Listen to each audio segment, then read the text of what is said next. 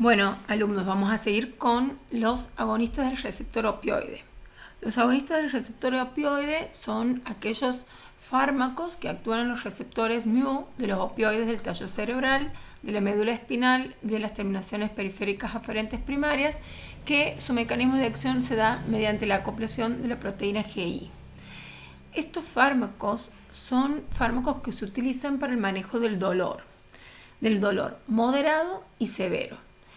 No necesariamente del dolor crónico, sino del dolor moderado a severo. ¿Qué quiere decir? No son los fármacos de primera elección, excepto que, por ejemplo, tengamos un infarto agudo de miocardio donde el dolor es de una intensidad severa, es en forma aguda y que el dolor provoca una frecuencia cardíaca elevada y con esto aumenta el área de infarto porque aumenta el requerimiento de oxígeno.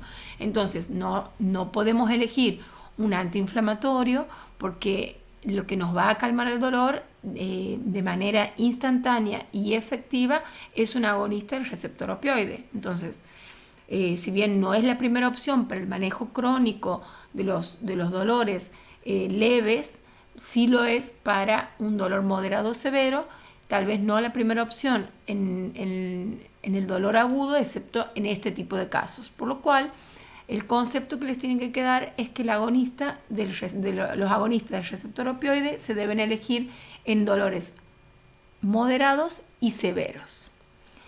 De los efectos adversos vamos a tener sedación, confusión, euforia, pero el más importante es la depresión respiratoria.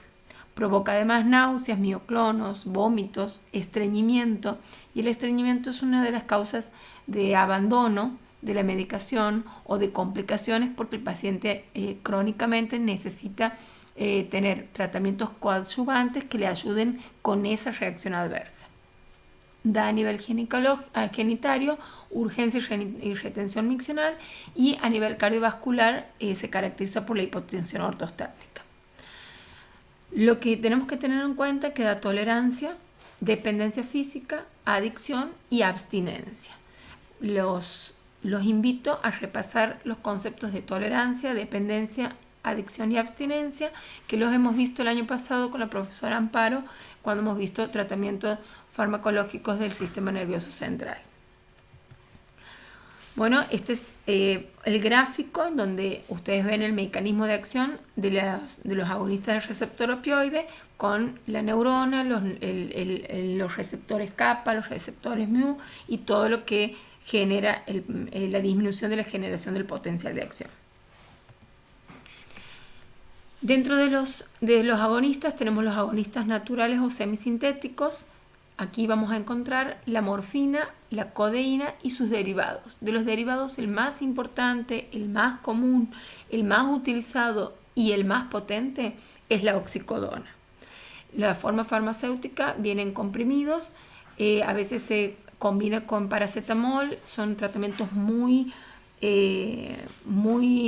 usados para el tratamiento crónico oncológico o para dolores que no pueden ser controlados con otra medicación. La morfina viene en ampollas, en jarabe, en gotas, en comprimidos, o sea, tiene diferentes presentaciones. Los agonistas sintéticos, estos son los agonistas naturales y los naturales y semisintéticos. Los sintéticos son la metadona, el fentanilo, la meperidina, el remifentanilo y el tramadol, entre otros. Pero sin dudas los más usados son la metadona, el fentanilo y el tramadol.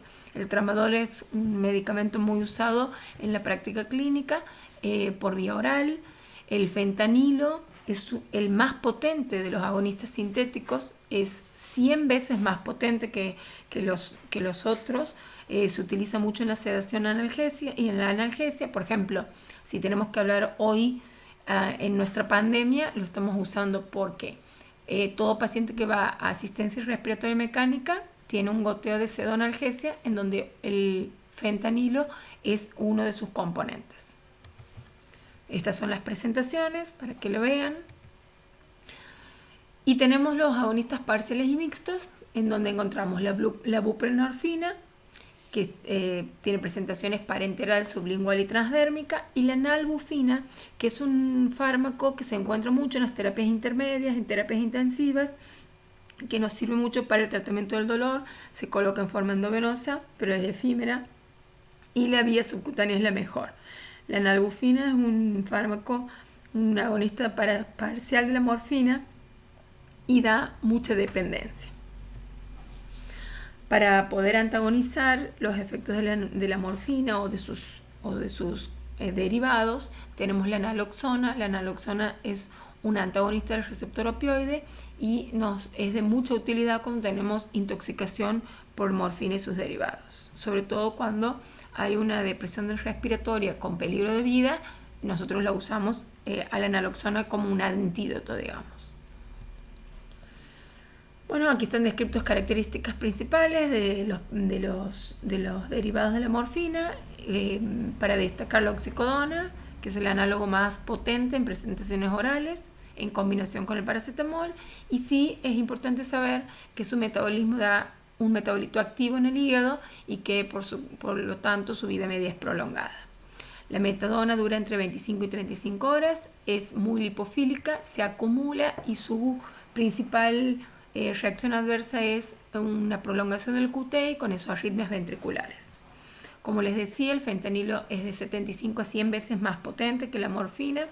Se administra en forma endovenosa, en bolo para la anestesia, o en infusión o transdérmico u oral para el tratamiento crónico. Otros agonistas sintéticos son el tramadol, que se une al receptor mu. Es uno de los más usados en los pacientes oncológicos, suele combinarse con antiinflamatorios y su presentación es en comprimidos, en gotas e inyectables. Quiero destacar que las gotas en tramadol se sirven para titular, no es lo mismo dar 7 gotas que 10. El comprimido es un comprimido de única presentación, pero las gotas son titulables, que quiere decir que depende de la dosis, del peso y del tipo de dolor, nosotros podemos medir con mayor precisión. Había otros antagonistas como el dextropropoxifeno, que era el clocidol, que está en desuso. ¿Cuáles son las indicaciones de los opioides? Bueno, las indicaciones de los opioides no son solamente analgésicas. O sea, tenemos analgesia en dolor intenso y constante y poco efectivo en dolores somáticos, digamos, punzantes o intermitentes.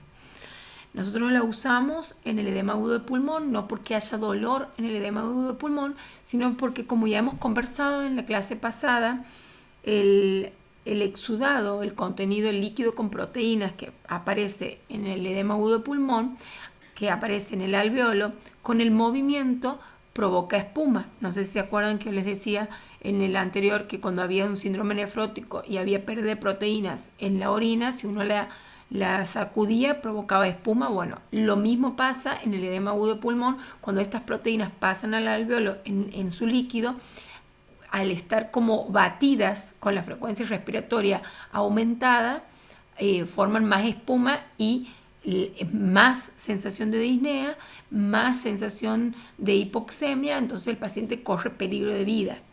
Con la morfina o con algún derivado de los opioides, nosotros logramos disminuir la frecuencia respiratoria y con eso disminuir la espuma que hace mecánicamente las proteínas cuando están batidas, digamos, y mejorar el intercambio gaseoso y también mejorar la precarga y poscarga porque da hipotensión.